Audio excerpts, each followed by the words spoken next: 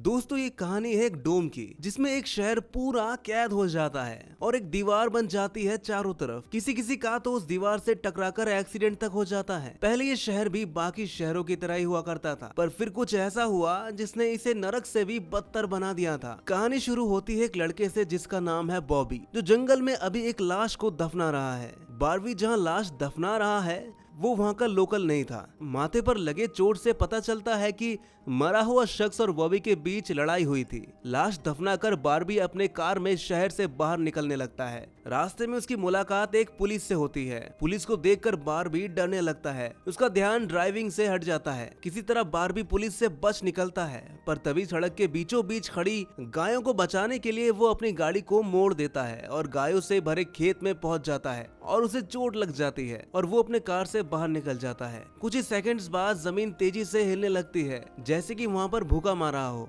अचानक आसमान से एक चीज बॉर्बी के सामने आकर गिरती है और सब कुछ शांत हो जाता है। बारबी देखता है कि गाय आसमान के उस चीज के गिरने से 2 टुकड़ों में कट चुकी है।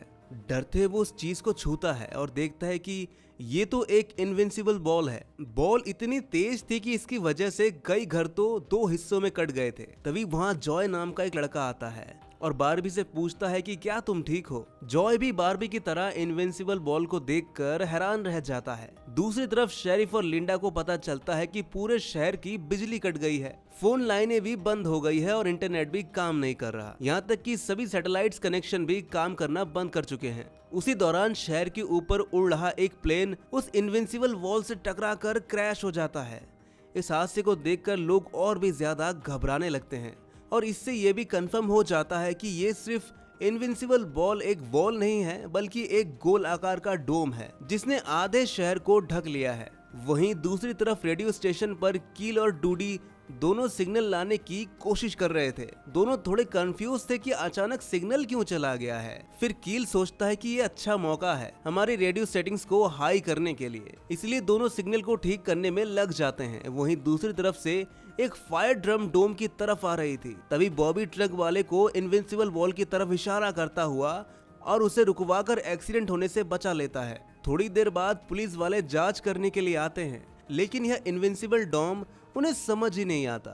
इसी बीच शहर का काउंसिल मेन बिग जिम भी वहां आ जाता है। उसे भी इस डोम के बारे में कुछ समझ नहीं आता। फिर पुलिस को जानकारी मिलती है कि शहर की तरफ आने वाले सभी रास्तों को बंद कर दिया गया है, क्योंकि डोम की वजह से कई सारे हादसे हो रहे थे। इसके थोड़ी दूर एक घर में जूनियर और एनजी दोनों इंटीमेट हो रहे थे। एनजी पेशे से नर्स है और जॉय की बड़ी बहन भी। इंटीमेट होने के बाद जूनियर एनजी से बोलता है कि मैं तुमसे बहुत प्यार करता हूँ एनजी।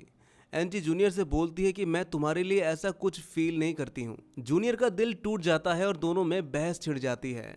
बहस इतनी बढ़ जाती है कि एनजी उसे थप्पड़ मारकर वहां से चली जाती है। इसके बाद एक फैमिली के 3 लोग मदर कैलोरीन, एलिस और उनकी बेटी नूरी शामिल उसी टाउन की तरफ जा रहे थे। उन्हें इस बात की खबर नहीं थी कि डूम ने उस टाउन को कवर कर लिया है। दूसरी तरफ एक इन्वेस्टिगेटिव रिपोर्टर जूलिया होती है। जूलिया का चेस्टर्सविल शहर में बहुत नाम था। एक दिन एक औरत जूलिया को एक सीक्रेट खबर देने के लिए कॉल करती है। वो औरत जूलिया से बोलती है कि मैंने चेस्टर्स मिल में प्रोपेन से भरे 6 ट्रक को जाते हुए देखा है और मेरे हिसाब से इतनी बड़ी मात्रा में प्रोपेन जैसा फ्यूल का शहर में आना किसी खतरनाक प्लान का हिस्सा हो सकता है। जूलिया उस औरत को इस मामले की जांच करने का वादा करती है, लेकिन जूलिया अपने काम में इतनी बिजी हो जाती है कि उस बात को वो भूल जाती है। वही बिग जिम रेडियो स्टेशन जाकर इमरजेंसी का अनाउंसमेंट करता है। कैलोराइन, एलिस और नूरी जो शहर में आ रही थी अनाउंसमेंट सुन लेती हैं, लेकिन उनको लगता है कि ये किसी तरह का एडवर्टाइजमेंट होगा। वो इस अनाउंसमेंट पर ध्यान नहीं देती और उनकी कार डोम से टकराते टकराते बच जाती है। उससे पहले दूसरी तरफ से आ रहा एक ट्रक डोम से टकरा कर क्रैश हो जाता है। इसे देखकर वो तुरंत अपनी कार की ब्रेक लगा देती है। इस बड़े हादसे को देखकर नूरी को दौरा पड़ने लगता है और वो वहीं पर बेहोश हो जाती है। बेहोश होने से पहले वो किसी पिंक स्टार के बारे में कहती है।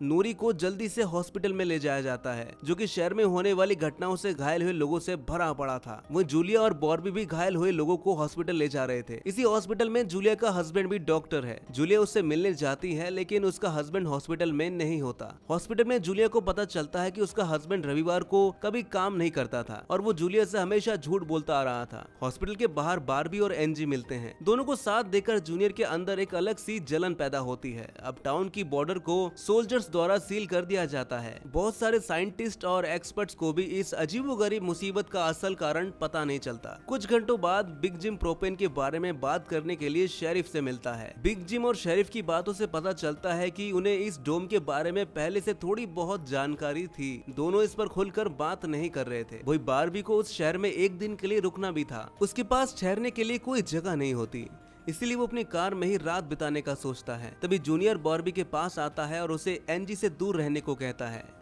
बारबी हैरान होता है कि मेरी गलती क्या है। इसी बीच वहाँ जूलिया आती है। जूलिया को देखकर दोनों झगड़ा बंद कर देते हैं। कुछ देर बाद शहर के हालात से लापरवाह होकर एक जगह कुछ टीनेजर्स पार्टी कर रहे थे। इसमें जॉय भी था। फिर जॉय एक लड़के से वहाँ के हालात पर बात करने लगता है। अचानक जॉय को दौरा पड़ने लगता है और वो पिंक स्टार के बारे में बोलता है, जैसे कि पहले नूरी ने बोला था। वहीं जॉय की बहन एनजी घर पर अकेली थी। तभी अचानक उसके घर में जूनियर घुसकर एनजी को किडनैप करके अपने डैड के टूटे फूटे शेल्टर में ले जाता है।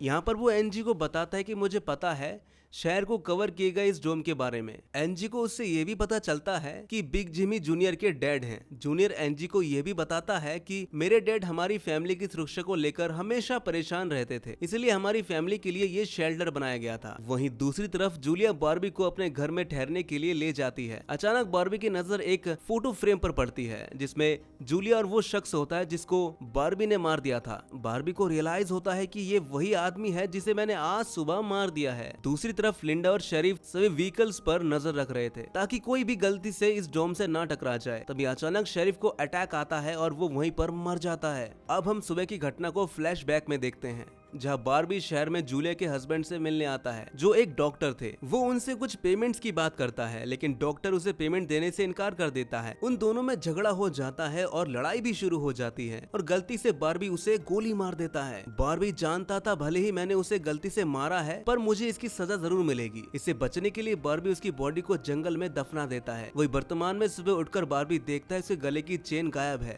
बारबी जूलिया से चेन के बारे में पूछता है। जूलिया कहती कि मैं तुम्हारे चेन को ढूंढकर तुम्हें वो दे दूंगी। तभी बारबी को याद आता है कि वो चेन उसने केबिन में ही गिरा दिया था जहां उसने जूलिया के हस्बैंड को मारा था। उधर जॉय अपने दोस्त बेन के साथ है जिसने पिछली रात सीजर के वक्त उसकी मदद की थी। बेन जॉय से उस पिंक स्टार के बारे में पूछता है जो उसने रात को दौरे पड़ते वक्त बताया था, लेकिन जॉय को इसके बारे में कुछ भी याद नहीं आ रहा था। वहीं रेडियो स्टेशन में डोडी एक स्पेशल डिवाइस की मदद से डोम के बाहर वाले लोगों से संपर्क करने में सफल हो जाती है। वो सोल्जर्स को भी आपस में बात करते हुए सुनती है पर वो कुछ नहीं कहती। सोल्जर्स भी कंफ्यूज होते हैं कि आखिर ये इनविजिबल बॉल क्या है। दूसरी तरफ बिग जिम रेस्टोरेंट में बैठकर ब्रेकफास्ट कर रहा था। लिंडा वहां आकर उसे शेरिफ के मरने की खबर सुनाती है जिससे वो लोग तुरंत बंकर में डेड बॉडीज को दफनाने वाले के पास जाते हैं जिसका नाम था लेस्टर। उधर एनजी शेल्टर में किसी को मदद के लिए बुलाने की कोशिश करती है पर एनजी कामयाब नहीं हो पाती।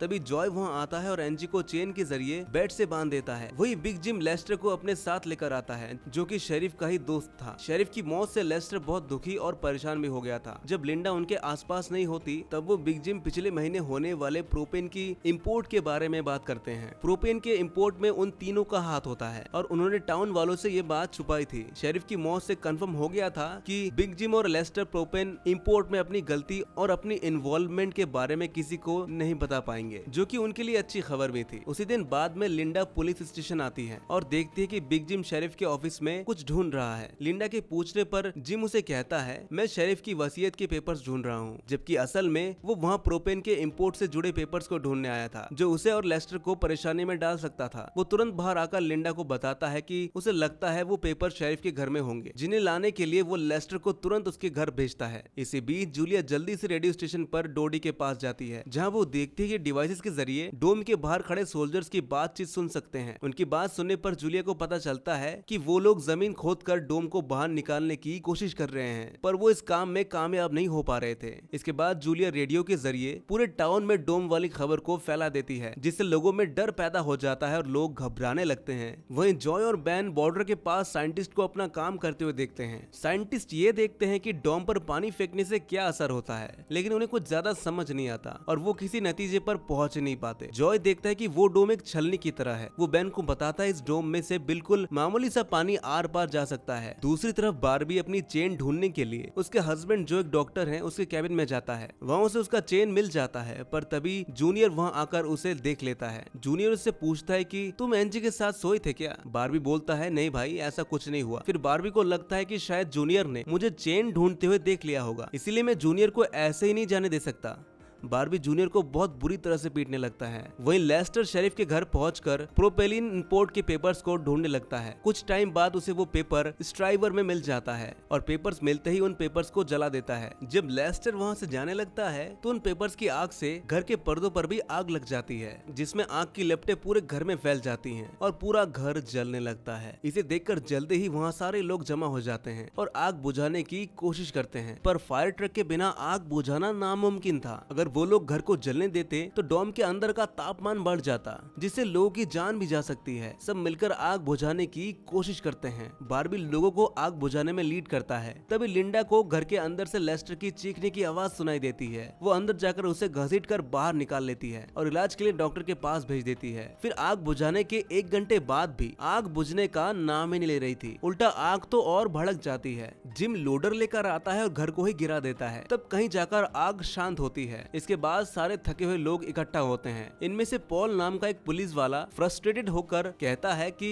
हम सभी लोग इस डोम से कभी भी बाहर नहीं निकल पाएंगे, क्योंकि आग से जो धुआं निकला है डोम उसे बाहर नहीं निकलने देगा। वो कहता है कि हम सभी इस डोम के अंदर ही मरने वाले हैं। इतना कहते हुए वो हवा में गोली चला देता है, जो डोम से टकराकर एक दूसरे पुलिस वाले को लग जाती है और वो वहीं पर मर जाता है। और फिर पॉल को गिरफ्तार कर लिया जाता है। अंधेरा होने पर जॉय और उसके दोस्त स्केटिंग करने के लिए निकल जाते हैं। वहाँ पर नूरी जॉय के पास आकर कहती है कि मुझे अपना फोन चार्ज करना है। जॉय उसे अपने घर ले जाता है, क्योंकि उसके घर में जनरेटर था, जो कि उस टाउन के गिने चुने घरों में ही होता है। उधर लिंडा पॉल को जेल लेकर आती है। वहाँ कुछ लोग पुलिस स्टेशन के बाहर प्रोटेस्ट कर रहे होते हैं। असल में वो लोग पुलिस के घटिया सिस्टम का विरोध कर रहे थे। जिम उन सबको ये कहकर शांत करता है कि जरूरत पड़ने पर तुम सबकी मदद की जाएगी। लॉकअप में बंद होने के बाद पॉल को हार्ट अटैक आ जाता है, जिससे लिंडा उसकी मदद के लिए दौड़ कर आती है। लेकिन तभी उसे पता चलता है कि पॉल सिर्फ हार्ट अटैक आने की एक्टिंग कर रहा था। इसी मौके का फायदा उठाकर पॉल उसे धकेलकर लिंडा को लॉकअप में बंद करके वहाँ से भाग जाता है। इधर शेल्टर में जूनियर फिर से एंजी के पास जाता है। एंजी समझ चुकी थी कि अगर मुझे यहाँ से निकलना है तो मुझे जूनियर को झूठे जाल में फंसाना पड़ेगा। वो जूनियर को उनके बचपन की बातें याद दिलाने लगती है और फिर एंजी बोलती है कि जब हम दोनों एक बंद टनल में जाया करते थे तो हो सकता है कि डोम का उस टनल पर कोई असर न हुआ हो, तो हम लोग उससे बाहर निकल सकते हैं। एंजी सोचती है कि अब जूनियर मेरे प्यार के जाल में फंस गया है तो शायद वो मुझे छोड़ दे, लेकिन ऐसा कुछ नहीं होता।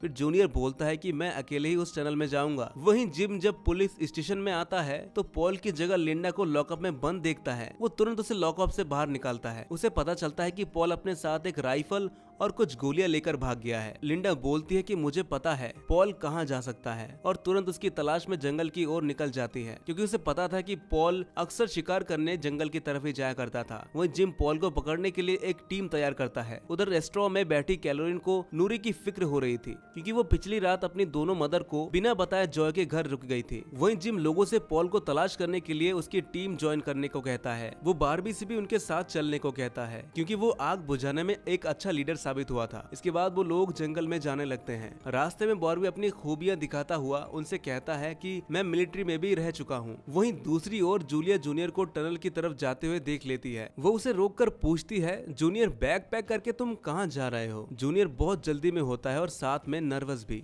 वो कहता है कि मैं बस यहीं पास में अपने दोस्त से मिलने जा रहा हूँ। इससे जूलिया का शक उस पर और भी बढ़ जाता है। वो जूनियर का पीछा करते हुए टनल तक पहुंच जाती है। उधर जॉय के घर पर जॉय और नूरी साथ में नाश्ता कर रहे थे। जॉय पहले कभी किसी लड़की के साथ अकेला नहीं रहा था, इसीलिए वो थोड़ा नर्वस फील करता है, जबकि नूरी कॉन्फिडेंटली जॉय से बातचीत करती है। तभी जॉय के घर में बैन दो लड़कियों को अपने साथ लेकर उसके घर आ जाता है, जिन्हें फोन चार्ज करना था। उन्हें इम्प्रेस करने के लिए बैन को जनरेटर यूज करना था, क्योंकि उस टाउन में जनरेटर एक बहुत ही काम की चीज थी और इस तरह उसका मिसयूज करना उसे सही नहीं लग रहा था। जॉय बैन बेन को जनरेटर यूज करने की इजाजत दे देता है। उधर जंगल में सर्च टीम पॉल को ढूंढ लेती है, पर उसी टाइम पॉल एक लड़के की टांग में गोली मार देता है। सर्च टीम का एक लड़का उसे संभालने के लिए वहाँ रुकता है। जिम और बारबी पॉल के पीछे भागते हैं। दूसरी तरफ जूनियर टनल के आखिरी सिरे पर पहुंच जाता है, जहां पहुंचकर उसे पता चलता है कि डॉम ने टनल को भी कवर किया हुआ है। वो वॉल के बिल्कुल करीब पहुंच जाते हैं, जिससे उसकी टॉर्च जलने लगती है। तभी जूलिया वहां आकर उसे वार्न करती है। जूलिया को देखकर जूनियर को बहुत गुस्सा आता है, क्योंकि वो उसका पीछा कर रही थी। इस बात से जूनियर पागलों की तरह उस इनविंसिबल वॉल को मुक्के मारने लगता है। जूलिया उसे रोकती है, फिर वो दोनों बैठकर बात करते हैं। जूलिया उसे बताती है कि अपने पास्ट में की गई गलती की वजह से वो जर्नलिस्ट की इस बेकार सी जॉब में फंस गई है। उधर जॉय का घर लोगों से भर जाता है। वो अपनी अपनी जरूरत के लिए उसके जनरेटर को यूज करने के लिए आए थे। एक बदमाश लड़का लोगों से जनरेटर यूज करने के बदले में पैसे वसूल रहा था, जो कि उसका था ही नहीं,